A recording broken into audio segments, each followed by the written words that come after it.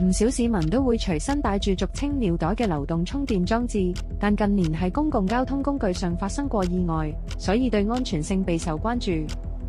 近日，一位港女於港鐵車廂直擊有乘客背囊裡面嘅尿袋，突然爆炸着火，形容當時現場有好大陣燶味，差少少燒埋我啲頭髮，幸得有乘客極速撲火，事件中亦未有乘客受傷。哇！你書包仲喺度㗎嘛？喺裏邊嘅。哇！嚇死我！嚇死我！我唔好掂佢啊！係咪仲着緊火啊？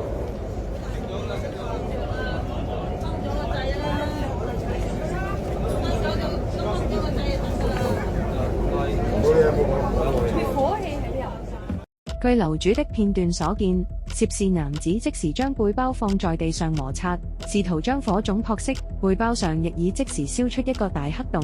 好彩當時有乘客冷靜咁撳停咗架車，同埋攞咗滅火器，同埋踩熄啲火。出咗嚟就唔使驚㗎啦。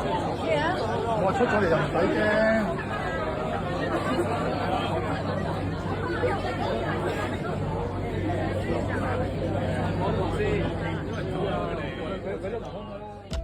事發後，樓主心有餘悸，奉勸大家一定要用合資格嘅外置充電器，並指出日常需定期更換尿袋，如果見到電池脹地以及發熱得好勁，就需要即時更換。